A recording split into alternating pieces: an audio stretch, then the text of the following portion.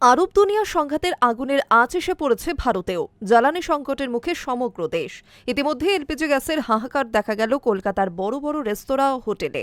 সঙ্গে গৃহস্থের সিলিন্ডার বুকিংয়েও এসেছে নানা জটিলতা। কলকাতাতেও এর রেশ অনেকটাই। রাতারাতি বেড়েছে গ্যাস সিলিন্ডার বুকিং, একই সঙ্গে বাড়ছে কালোবাজারিও। আরব দুনিয়ার সংঘাতের আগুনের আঁচ এসে পড়ছে ভারতেও। জ্বালানি সংকটের মুখে সমগ্র দেশ। ইতিমধ্যেই এলপিজি গ্যাসের হাহাকার দেখা গিয়েছে মুম্বাই, বেঙ্গালুরুর মতো বড় বড় শহরগুলির রেস্তোরাঁ, হোটেল, এবং সেই হোটেলগুলি এখন বন্ধ করার পর্যায়ে পৌঁছে গিয়েছে। গৃহস্থের সিলিন্ডার বুকিংয়েও এসেছে নানা জটিলতা। কলকাতাতেও এর রেশ অনেকটাই। রাতারাতি বাড়ছে গ্যাস সিলিন্ডার বুকিং, একই সঙ্গে বাড়ছে কালোবাজারি। রান্নার গ্যাস নিয়ে উদ্বেগ অনেকটাই। একই সঙ্গে বুকিং করতে শুরু করায় কয়েকদিনের মধ্যেই বুকিং সংখ্যা প্রায় দ্বিগুণ হয়ে গিয়েছে। স্বাভাবিক সরবরাহ ব্যাহত হওয়ায় একই সুযোগে কালোবাজারি বহু বেশি দাম সিলিন্ডার বিক্রি করছে। এমনকি প্রধানমন্ত্রীর উজ্জ্বলা যোজনার দরিদ্র পরিবারের সিলিন্ডারেও হাত বদল হচ্ছে বলে খবর। তথ্য অনুযায়ী ইন্ডিয়ান অয়েল কর্পোরেশন বুকিংয়ে 5 মার্চ নাগাদ 2.5 লক্ষ থেকে 9 মার্চ 5.8 লক্ষে পৌঁছেছে। সব তেল বিপণন সংস্থা মিলিয়ে বুকিং 3.9 লক্ষ থেকে বেড়ে দাঁড়িয়েছে 7.5 লক্ষের বেশি।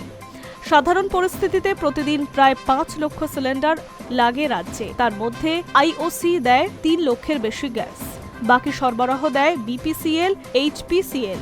অল্প সময়ের মধ্যে এত বুকিং হওয়ায় ডিস্ট্রিবিউশন নেটওয়ার্কের চাপ বাড়ছে এবং ঘাটতির সুযোগ বেআইনিভাবে বাজারে মাথা চাড়া দিয়েছে।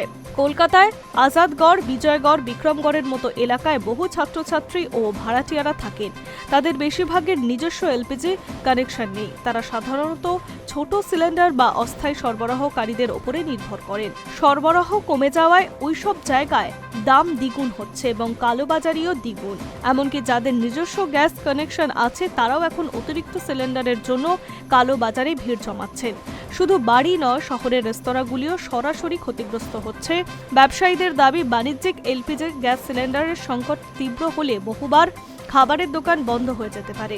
National restaurant association of India জানিয়েছে, কলকাতায় প্রায় 5,000 রেস্তোরাঁ আছে এবং তাদের বিশাল অংশ রান্নার জন্য পুরোপুরি এলপিজির উপরে নির্ভরশীল। এনআরএআই এর কলকাতা বিভাগের প্রধান পীয়ূষ কানকারিয়া বলেছেন, অনেক রেস্তোরাঁয় এখন রান্নার গ্যাস শেষ হয়ে যাওয়ার পথে। এর মধ্যে 40% রেস্তোরাঁয় দ্রুত বিপর্যয় পড়তে পারে, আর 30 থেকে 40% মাত্র কয়েকদিনের মতো গ্যাস মজুত রেখেই চালাতে পারবে। অন্যদিকে রান্নার গ্যাস সংকট মোকাবিলায় হয়তো অত্যাবশ্যক পণ্য বিক্রি জরুরি আইনের ধারা প্রয়োগ করতে পারে কেন্দ্রীয় সরকার।